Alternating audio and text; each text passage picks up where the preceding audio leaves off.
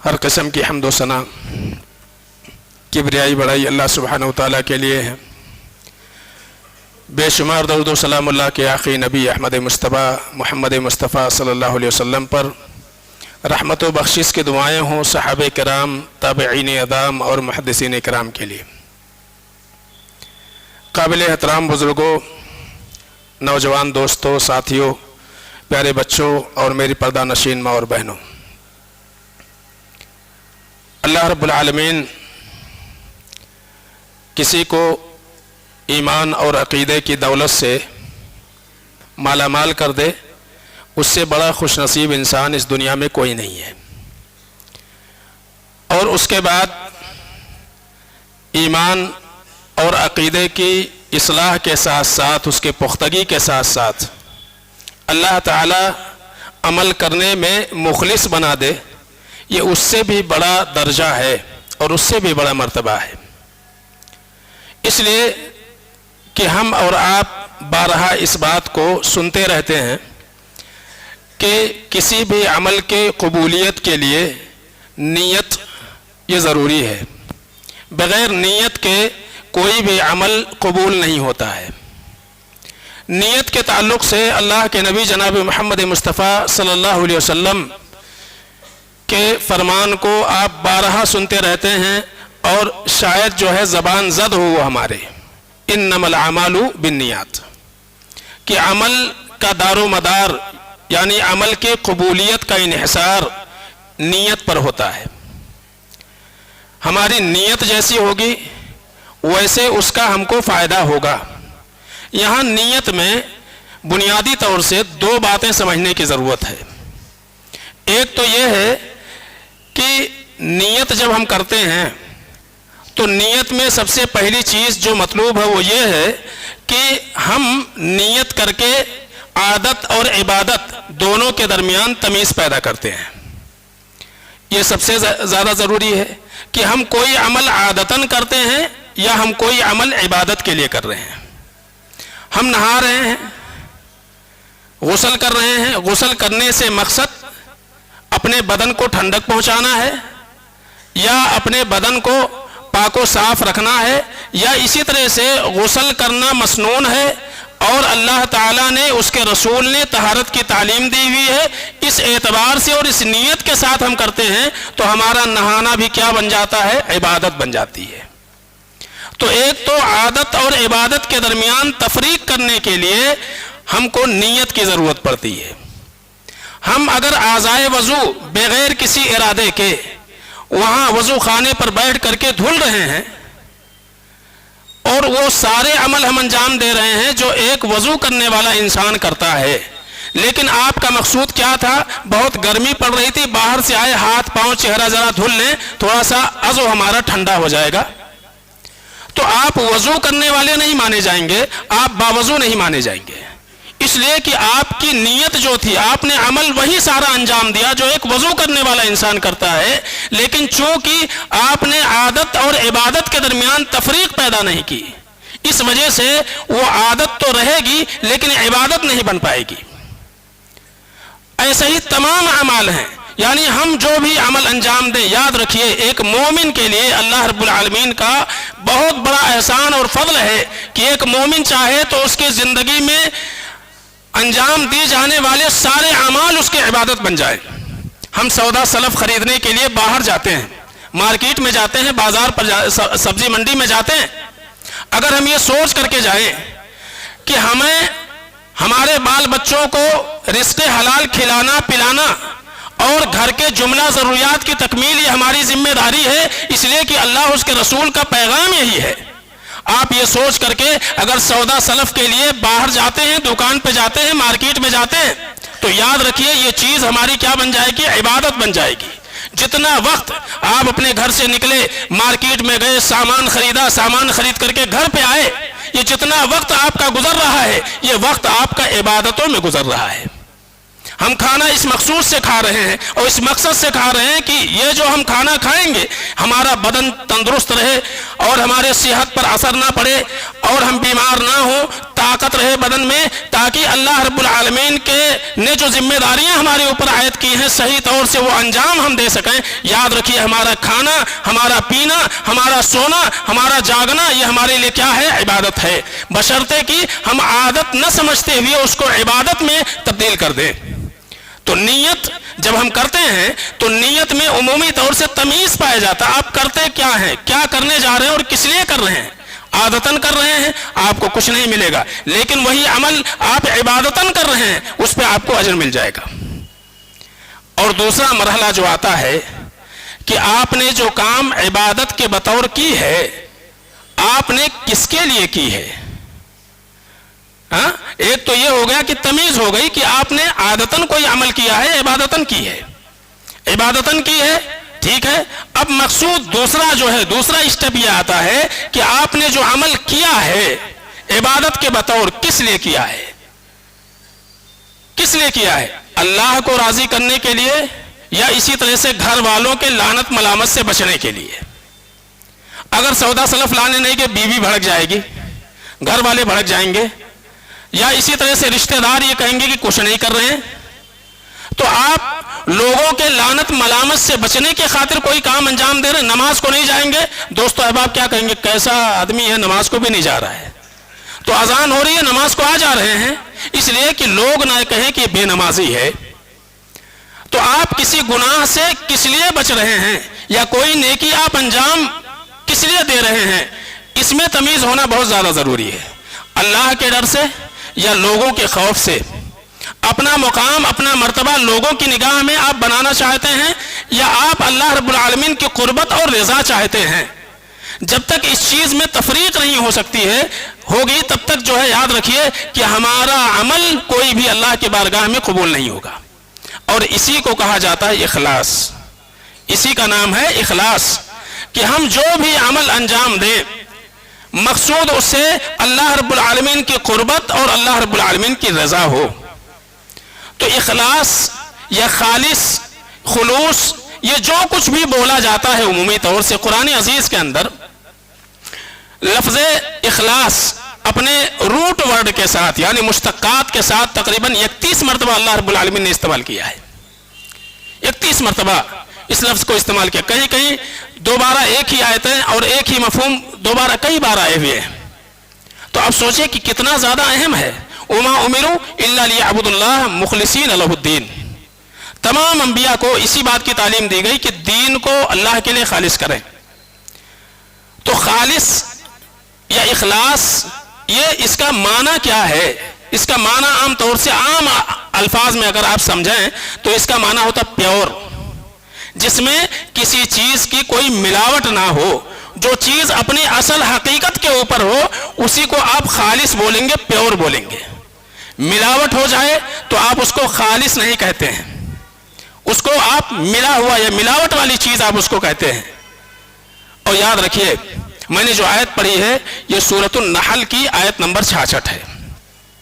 اللہ فرماتے ہیں وَإِنَّ لَكُمْ فِي الْأَنْعَامِ لَعِبْرَةً، اے لوگو تمہارے لیے تمہارے جانوروں میں عبرت کی بات ہے، یعنی تم اپنے جانوروں سے بھی سیکھ سکتے ہو، تمہارے جانور بھی تمہاری زندگی کو سدھارنے میں اور تمہاری اصلاح کرنے کے لیے تمہارے جانور بھی کافی ہیں اگر تم غور کر لو۔ کیا ہے وہ؟ اللہ فرماتے ہیں نسقیکم مما فی بطونہ من بین فرث ودم لبنا خالصا سائغا للشاربین۔ اللہ فرماتے ہیں کہ جانوروں کے پیٹ میں جو گوبر اور خون ہے اس کے درمیان سے ہم خالص دودھ تم کو نکال کر کے پلاتے ہیں۔ خالص دودھ، یہاں بھی لبنن خالصاً، خالص دودھ گوبر اور خون کے درمیان سے ہم تمہارے لیے خالص دودھ نکال کر کے تم کو پلاتے ہیں، سائغا للشاربین، جو پینے میں بڑا ذائقہ دار ہوتا ہے یا پینے والوں کے لیے ذائقہ دار ہوتا ہے۔ آپ یہاں غور کیجئے کہ دودھ جو جانور دیتا ہے اللہ فرماتے ہیں یہ گوبر اور خون اس کے درمیان سے ہو کر کے نکلتا ہے۔ اب جو دودھ ہم پی رہے ہیں اس میں نہ تو گوبر کی بو آتی ہے اور نہ ہی خون کی رنگت اس میں شامل ہوتی ہے، بالکل سفید. جب ہم کبھی سفیدی کی مثال دیتے تو کہتے ہیں کہ اتنا سفید جیسے کہ دودھ. تو اتنا خالص چیز. تو اللہ رب العالمین تو ہمیں خالص چیز دے دودھ کی شکل میں، گوبر اور خون کے درمیان سے اللہ رب العالمین نکالتا ہے اور وہ ہم کو دیتا ہے خالص اور پیور چیز. اور بدلے میں ہم اللہ کو کیا دیں؟ ملاوٹی چیز. تو بتائیے اس دنیا میں آپ کسی کے ساتھ احسان کریں، اچھا برتاؤ کریں، حسن سلوک کریں، اور آپ کو یہ پتا چلے کہ وہ انسان آپ کے تئیں مخلص نہیں ہے، آپ اس کو اچھا سمجھو گے؟ آپ اس کو پسند کرو گے؟ بالکل پسند نہیں کرو گے. تو آپ سوچئے کہ اگر اعمال اور عبادتیں جو خالص اللہ کے لیے ہونی چاہیے اس کے اندر ملاوٹ ہو جائے، اس کے اندر غیر اللہ کی شراکت ہو جائے، تو وہ اللہ رب العالمین کیسے قبول کر لے گا؟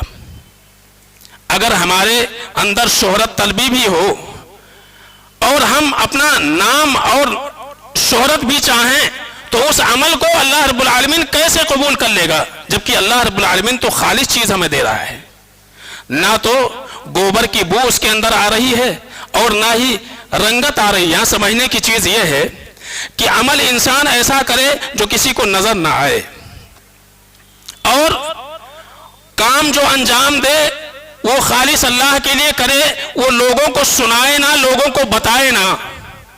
وہی چیز خالص کہلاتی ہے اور وہی انسان مخلص ہوا کرتا ہے. اسی کو مخلص کہا جاتا ہے کہ ہمارے عبادات اور ہمارے عقائد ما سوى اللہ سے الگ ہوں، اللہ رب العالمین کے علاوہ کسی اور کی شراکت، کسی اور کے ساجداری ہمارے عقائد اور عبادات کے اندر نہ ہو. عقیدے میں اگر شراکت ہو گئی شرک ہو جاتا ہے. اعمال میں بھی اگر شراکت ہو جائے، اللہ کے نبی صلی اللہ علیہ وسلم نے کہا کہ الرياء من الشرک، کہ ریاکاری، دکھاوا، شہرت طلبی یہ کیا ہے؟ یہ شرک ہے، یہ بھی شراکت ہے. تو شراکت اللہ رب العالمین کو پسند نہیں ہے. اللہ ہم کو خالص چیز دے رہا ہے تو ہم کو بھی اپنی عبادتیں خالص اللہ کے لیے کرنی چاہیے.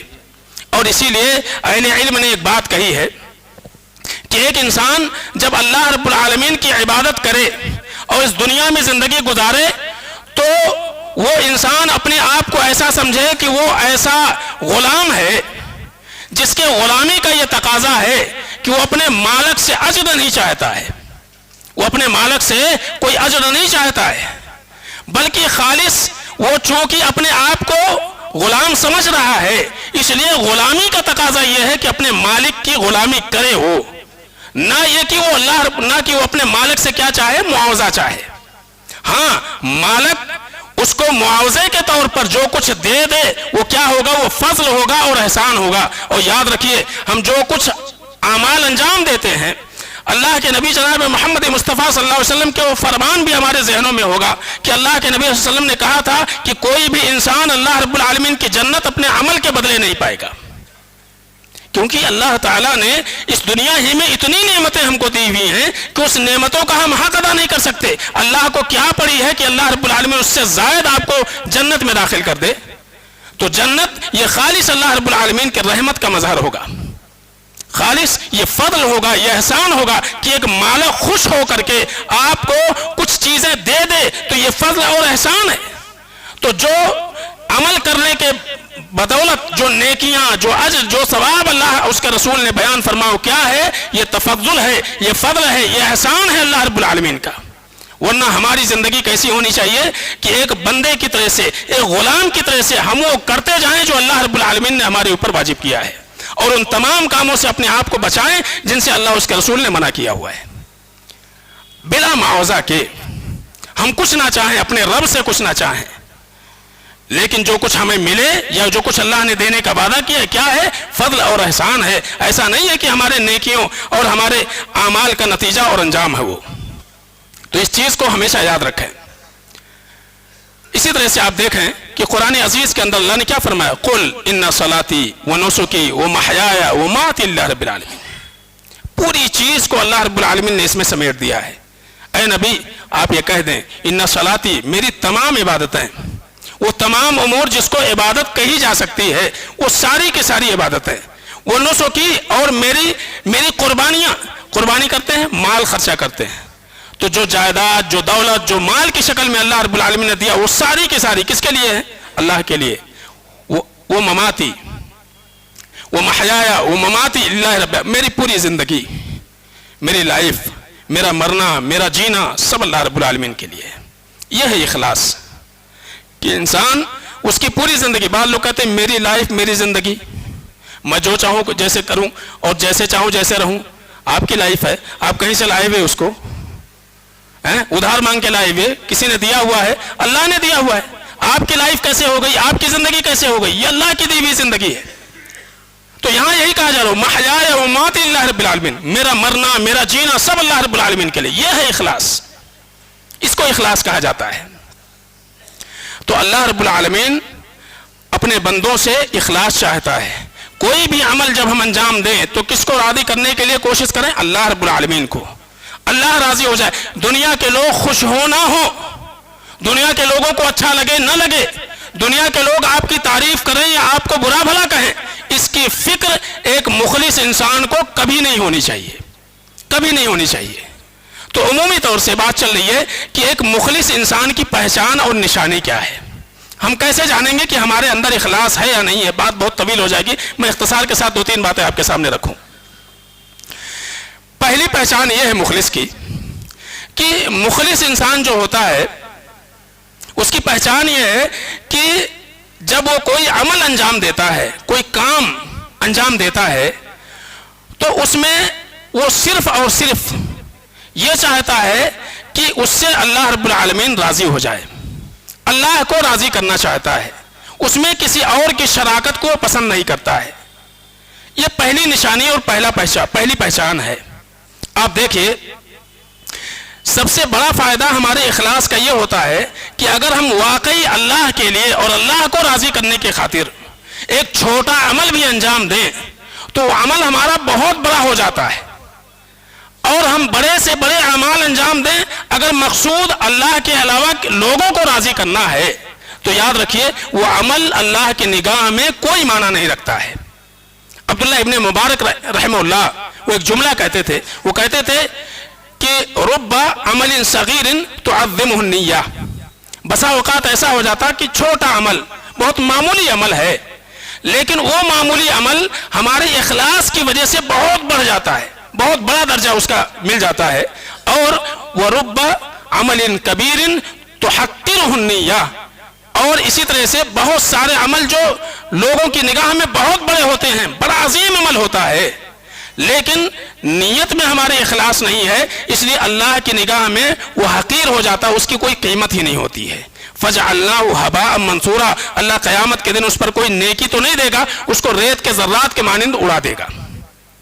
ایک آدمی نے 4-5 کروڑ کی مسجد بنائی، اللہ کا گھر ہے، بہت عالی شان مسجد بنائی. مسجد بنانے کے بعد سنگ تراش کے پاس جا کر کے اور ایک بڑا سا بورڈ بنوایا، بورڈ کے اوپر اپنا پورا نام، اپنا ایڈریس لکھ کر کے دیوار پہ لا کر کے لگا دیا. کام تو بہت بڑا تھا، اللہ کا گھر. اللہ کے نبی صلی اللہ علیہ وسلم کے بقول کیا ہے کہ ایک آدمی پرندے کے گھونسلے کے مانند بھی اگر شراکت کرتا ہے مسجد میں، بن اللہ لہ بیتن فی الجنہ، تو اللہ رب العالمین اس کے لیے جنت میں گھر بناتے ہیں. اس آدمی نے کیا کیا؟ اپنے نام کا بورڈ لگایا، یہ فلاں ابن فلاں کے جانب سے یہ گھر بنایا گیا ہے. آپ سوچئے کیا اللہ رب العالمین اس پر اس کو اجر دے گا؟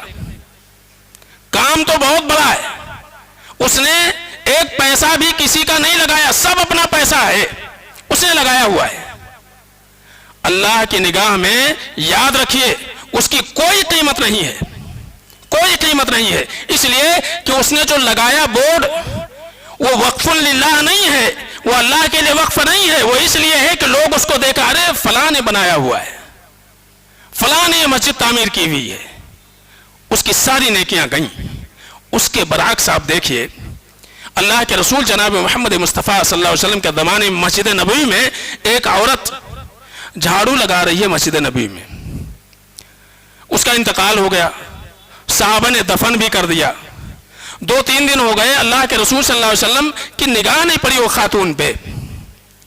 آپ نے پوچھ لیا کہ وہ جو جھاڑو لگایا کرتی تھی ہیں کہاں؟ کہا اللہ کے رسول ان کا تو انتقال ہو گیا، ہم نے دفن بھی کر دیا. آپ نے تھوڑے سے ناراضگی کا اظہار کیا. افلا کم آذنتمونی، یعنی اس خاتون کا انتقال ہو گیا، مسجد نبوی میں جھاڑو لگاتے، بتایا بھی نہیں ہم کو.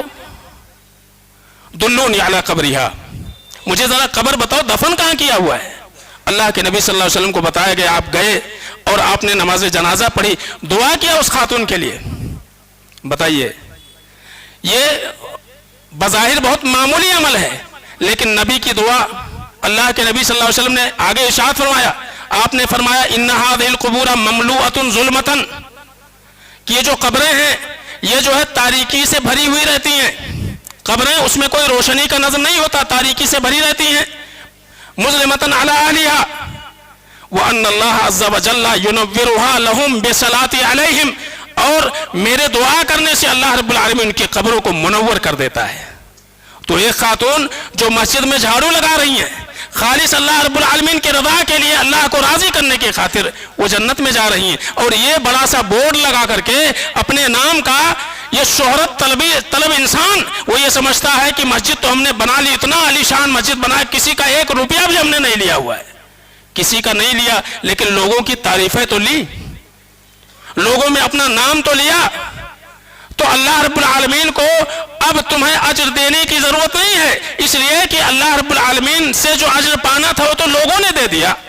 آپ کی تعریف کر لی، بندہ بڑا نیک ہے، آپ کی تعریف ہو گئی. یہ انسان جو ہے دین کے کاموں میں بڑا بڑھ چڑھ کر کے حصہ لیتا ہے، بڑا سخی ہے، بڑا فیاض ہے انسان. تو دنیا میں آپ کو تعریفوں کا فائدہ ہو گیا، اب قیامت کے دن کچھ ملنے والا نہیں ہے. آج کتنے سارے لوگ پانی کا انتظام کر دیتے ہیں، لیکن وہاں بھی بڑے سے فریج لگا دیے، مٹکا رکھ دیا، وہاں بھی اپنا نام لکھوا دیا. یہ فلاں کی جانب سے ایک سبیل لگایا جا رہا ہے، سبیل لگایا جا رہا ہے. یاد رکھیے، آپ کس لیے آپ نے کیا؟ اللہ کے لیے. آپ کا تو نام بھی نہیں آنا چاہیے. وہ نیکیاں واقعی جنت میں لے جانے کا سبب ہے. کسی کے لیے پانی کا انتظام کر دینا، پانی کا نظم کر دینا، واقعی جنت میں جانے والے اعمال ہیں. لیکن نام لکھا کر کے اپنا نام باقی رہے، لوگوں میں ہمارا نام رہے، اس کی وجہ سے آپ نے وہ کام کیا ہے، آپ کی ساری نیکیاں ضائع ہو گئیں، برباد ہو گئیں. آپ دیکھیے کہ اگر وہی عمل اخلاص کے ساتھ کر دیا جائے، کسی کو پتہ نہ چلے، اللہ راضی ہو جائے، دیکھنے والے نے دیکھ لیا، اجر دینے والے کے اوپر اجر واجب ہو گیا، یہ اگر آپ کی سوچ ہے تو یقیناً وہ عمل آپ کے لیے فائدہ مند ہے. لیکن لوگوں کی نگاہ میں آ جائے، لوگ ہم کو سمجھیں، بڑا اچھا انسان سمجھیں، ہماری تعریف کریں، ہمارے آگے پیچھے گھومیں، یہ کیا ہو جائے گا؟ دنیا میں ہمیں نام نامی تو مل جائے گی، شہرتیں ہم کو مل جائیں گی، لیکن اللہ رب العالمین کے یہاں اجر سے ہم محروم ہو جائیں گے. آپ دیکھیں اللہ کے نبی جناب محمد مصطفیٰ صلی اللہ علیہ وسلم بیان کرتے ہیں کہ ایک انسان جا رہا تھا، اس کو پیاس لگی، اور پیاس لگی، اس نے پانی تلاش کیا، ایک کنواں نظر آیا، اس کنویں میں اترا، پانی پیا، پانی پی کے جب باہر آیا، فیضا ہوا بقلب یلحس، اس نے دیکھا کہ کتا ہے جو اپنی زبان پیاس کی وجہ سے باہر نکالے ہانپ رہا ہے. یاکل الثرى من العطش، پیاس کی وجہ سے کیچڑ جو وہاں پہ تھا اس کیچڑ کو چاٹ رہا تھا تاکہ وہ نمی کچھ اندر چلی جائے. اب یہ انسان نے کتے کو دیکھا، اس کے دل میں خیال آیا. اللہ کے نبی صلی اللہ علیہ وسلم فرماتے ہیں ھذا الذی بلغ مثل الذی بلغ بی، اس نے یہ محسوس کر لیا کہ کتے کو اتنی ہی شدت کی پیاس لگی ہوئی ہے جیسا کہ مجھے لگا ہوا تھا. اس نے کیا کیا؟ پھر کنویں میں اترا اور اپنے خف یعنی موزے میں پانی بھرا، باہر آیا، کتے کو پلایا اور چلے گیا. اس نے وہاں فوٹو لے کے، سیلفی لے کے عام نہیں کی، کیونکہ تھا ہی نہیں اس زمانے میں. تو ہوا کیا؟ اللہ کے نبی کیا فرماتے ہیں؟ فشکر اللہ لہ فغفر لہ، اللہ تعالیٰ کو اس کا یہ عمل اتنا پسند آیا کہ اللہ نے بخش دیا، اس کو جنت میں داخل کر دیا. تو یہاں آپ کروڑوں کا پانی کا انتظام کر دیں اور وہاں خود کا نام لکھ دیں تاکہ لوگوں کو پتا چلے کہ پانی کا نظم کس نے کیا ہے. آپ کی نیکیاں گئیں، اس نے کتے کو پانی پلا دیا، پتا کسی کو نہیں چلا سوائے اللہ کے، تو اللہ نے اس کو بخش دیا. تو یہ ہے اخلاص. کہ ہم عمل تو کریں، نیکی کریں، لیکن اللہ راضی ہو جائے، اللہ کو کام نظر آ گیا، یہی کافی ہے۔ لوگوں میں ہماری شہرت ہو نہ ہو، بلکہ اس سے انسان کو بچنا چاہیے۔ سلمہ بن دینار رحمہ اللہ کہتے ہیں کہ اکتم حسناتک کما تکتم سیئاتک، جیسے اپنے گناہوں کو چھپاتے ہو ویسی نیکیاں بھی چھپاؤ تو فائدہ مند ہے۔ کوئی انسان لوگوں کی نگاہ میں برا بننا نہیں چاہتا ہے، ساری برائیاں لوگوں کی نگاہوں سے چھپ کر کے کرتا ہے، لیکن نیکیاں لوگوں کی نگاہوں میں آ کر کے کرتا ہے۔ تو ہمیں اپنے جیسے ہم گناہوں کو چھپاتے ہیں، پردے میں رکھتے ہیں، لوگوں کی نگاہ اس کے اوپر نہ پڑے، ورنہ لوگ کہیں گے اچھا انسان نہیں ہے۔ تو لوگوں کی نگاہ میں اچھا بننے کے لیے ہم اپنے گناہوں کو چھپا جاتے ہیں، لیکن اللہ کی نگاہ میں اچھا بننے کے لیے، مقرب بننے کے لیے اپنی نیکیاں نہیں چھپا پاتے ہیں۔ ہونا یہ چاہیے کہ نیکیاں ہم چھپائیں، ہم اور آپ اپنے گریبان میں جھانک کر کے اور یہ سوچیں کہ کیا ہماری زندگی میں کوئی ایسا عمل ہے کہ جس عمل کے اوپر ہم کو اعتماد ہے، بھروسہ ہے، جو لوگوں کی نگاہوں سے چھپی ہوئی ہے، صرف اللہ جانتا ہے۔ کتنے ایسے لوگ ہیں جو اپنی زندگی میں پوری زندگی پر غور کرنے کے بعد ایک دو نیکی تلاش کر لیں کہ آج ہم پوشیدہ طور سے، چھپے طور سے کون سی نیکیاں انجام دیتے ہیں۔ اور کئی ساری باتیں انشاءاللہ جو اگلے خطبے میں آپ کے سامنے رکھنے کی کوشش کروں گا۔ اللہ سے دعا ہے کہ الہ العالمین ہم سب کو جو بھی الہ العالمین ہم انجام دیں، اعمال انجام دیں، الہ العالمین ان اعمال میں ہمیں مخلص بن کر کے رہنے کی اللہ توفیق عطا فرمائے۔ الہ العالمین ہر قسم کے ریا و نمود سے، شہرت سے الہ العالمین ہماری حفاظت فرما۔ الہ العالمین جب تک اس دنیا میں رہیں ایمان اور توحید پر اللہ رہنے کی توفیق عطا فرما، جب اس دنیا سے ہمارا خاتمہ ہو ایمان اور توحید پر ہو۔ بارک اللہ لنا ولکم فی القرآن الحکیم ونفعنا وإياكم بالآيات والذکر الحکیم، انہ تعالی جواد کریم ملک رؤوف رحیم۔